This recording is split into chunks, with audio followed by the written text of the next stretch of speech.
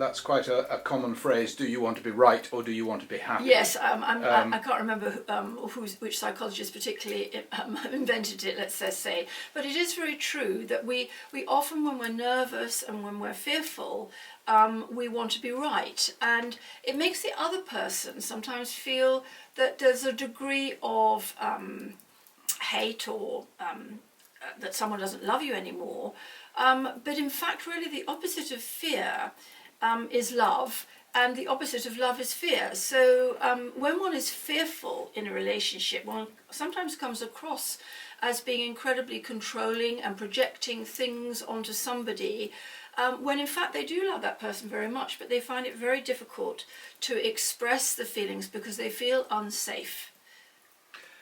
Can you think of something you can do to actually help that situation? Yes, absolutely. I mean, one of the things that takes away this terrible energy almost straight away is to admit you're wrong, to come off your pedestal, to have a chat with your partner and say, look, you know, I got it wrong there. Perhaps we could try again, or I really didn't mean to say that. But that's quite difficult if all your life you have worked away with yourself, that when you're fearful, you try to get away from it, from burying your head in the sand. You tend to say, well, I'll deal with it this way, and everything will be fine and we'll be safe.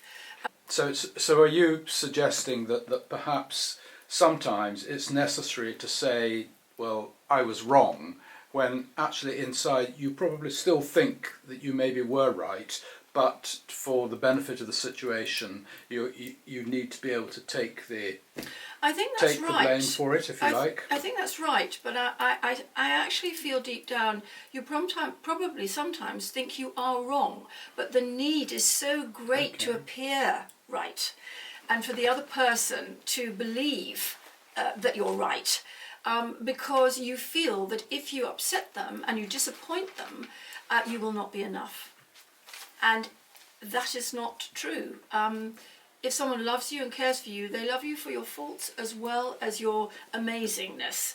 And a true healthy relationship needs to have both, that people feel safe, that they can get things wrong, that they can disappoint, that they can lose a job, that if a parent comes to live with them and they feel embarrassed, that they can talk about their feelings of letting their wife down maybe, or perhaps that he promised her a holiday or she promised him something and it hasn't happened.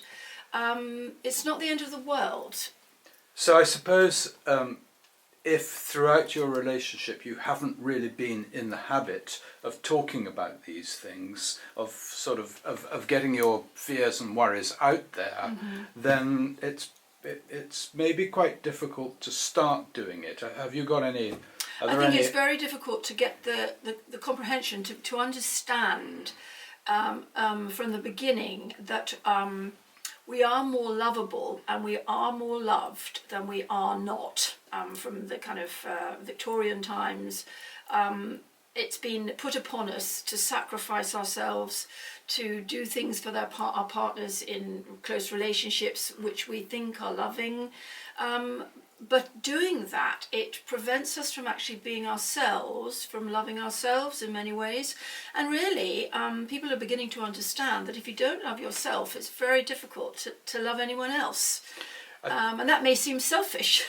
Well, that was actually what I was going to ask you about, is that the concept of selfishness, which is actually quite a misunderstood term, and people tend to think that, you know, if you're doing something for yourself that you need to do as an individual, and maybe your partner isn't totally embracing it, then you're being selfish. So it's quite.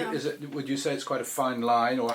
I think it is a fine line, but I think you have to go back to the idea that we're born into this world and we are individuals again. Last time I talked about the separateness.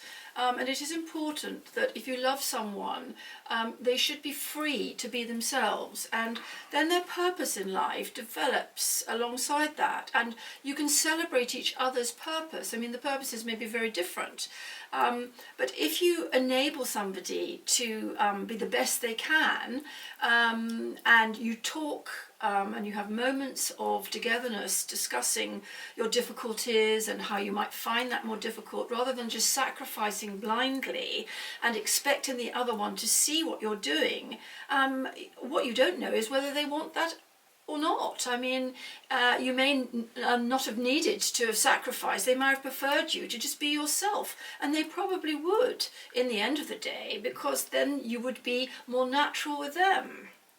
So could you sort of condense that into what would be maybe the first steps that you could take to try and restore that balance? I would say that pride is a very dangerous thing, and it's not a helpful thing. To be more humble, and to have your partner as your friend, so you can sit down and talk, as well as your lover and parent for children, and come together in a closer understanding way, where you're supporting each other with your faults, as well as I say, the things that your partner fell in love with you with or was attracted to you by. You don't have to be put on a pedestal all the time and feel that you've always got to perform for your partner. In a good relationship, you should be able to be yourself, and therefore there is less projection onto the other person for being somebody that you feel you need to control in order to feel safe yourself. That's very interesting, and I hope people will find that helpful. So we'll leave it there for now, and hopefully look forward to another conversation soon. Okay. Thank you. Thank you. Really.